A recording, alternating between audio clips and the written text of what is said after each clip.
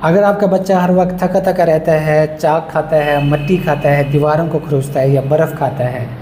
چڑچڑاپن بہت زیادہ ہو گیا، وزن نہیں بڑھ رہا، اسکول میں اس کی جو پرفارمنس ہے وہ اچھی نہیں ہے، توجہ نہیں دیتا، تو یہ عام کمزوری نہیں بلکہ خون کی کمی ہو سکتی ہے، جس کو ہم اینیمیا کہتے ہیں۔ آج کی ویڈیو میں ہم دیکھیں گے کہ اس کی وجوہات کیا ہیں، ٹیسٹ کون سے، علامات کیسے آتی ہیں، علاج اور بچاؤ کا طریقہ کار کیا ہے۔ خون کی کمی کو ہم اینیمیا کہتے ہیں، اور سب سے جو بڑی وجہ ہے خون کی کمی ہونے کی، اس میں ہم آئرن ڈیفیشنسی کی بات کرتے ہیں کہ جب بھی بچے میں آئرن کی کمی ہوتی ہے تو اس کو آئرن ڈیفیشنسی اینیمیا ہو جاتا ہے۔ اب اس کی وجوہات کیا ہیں، کن بچوں میں یہ زیادہ دیکھنے کو ملتا ہے؟ وہ بچے جو زیادہ دودھ پیتے ہیں، 6 ماہ بعد ان کو اوپر والی غذا شروع نہیں کروائی جاتی، جو کم عمر میں بچے پیدا ہوتے ہیں، جن کا وزن کم ہوتا ہے، یا جو ہے نا جو گوشت وغیرہ صحیح سے استعمال نہیں کرتے، 6 ماہ بعد یا سال بعد ان کو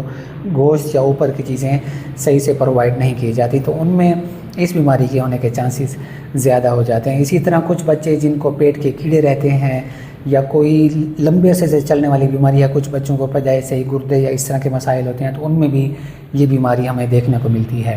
اب جب بھی ہمارے پاس بچہ آتا ہے، ہم کیا کرواتے ہیں؟ اس کی سمپل CBC کرواتے ہیں۔ اس میں اگر ہیموگلوبن کم ہے تو اس کو ہم پھر مزید اسٹڈی کرتے ہیں، کیونکہ جو اینیمیا ہے یعنی خون کی کمی ہے، اس کی کافی زیادہ پھر وجوہات آ جاتی ہیں۔ ایک تو ہے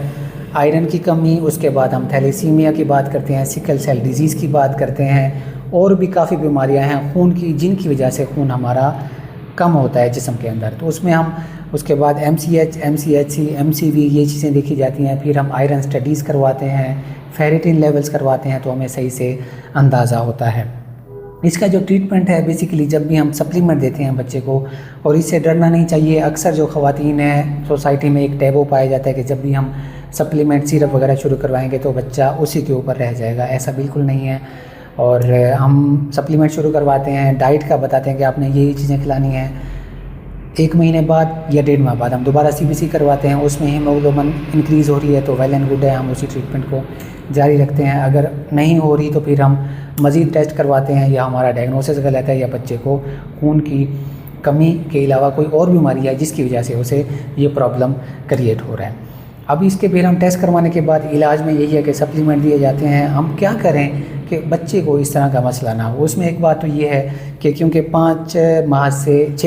سے 5 سال کے دوران جو ہے نا بچے کی برتھ ریٹ بہت زیادہ ہوتی ہے، تو اس دوران کیا ہوتا ہے کہ بہت زیادہ ضرورت ہوتی ہے ہمیں آئرن کی، باقی چیزوں کی، تو خوراک کی وجہ سے اگر وہ پوری چیزیں نہیں ملیں گی تو مسئلہ ہوگا۔ تو کیا ہے، ڈائٹ کو اچھا کرنا ہے، دودھ سے جلد از جلد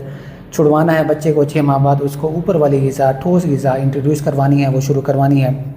کیونکہ اگر وہ ٹائم پر شروع نہیں کروائیں گے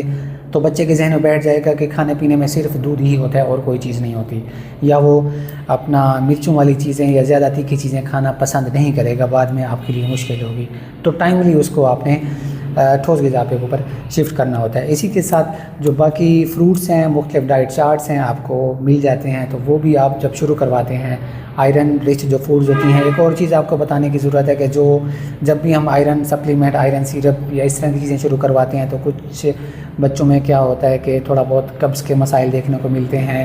یا اسی طرح پیٹ خراب رہتا ہے، اسٹول جو پخانہ ہے وہ تھوڑا سا کالے رنگ کا ہو جاتا ہے، تو اس کے لیے آپ کو پریشان ہونے کی ضرورت نہیں ہوتی، کیونکہ یہ چیزیں جب بھی سپلیمنٹ دیتے ہیں تو تھوڑا بہت پرابلم شروع میں ہوتا ہے۔ تو یہ تھی ویڈیو بچوں میں خون کی کمی کے حوالے سے۔ نیکسٹ ویڈیو میں کسی اور ٹاپک کے اوپر ملاقات ہوگی۔ اللہ حافظ۔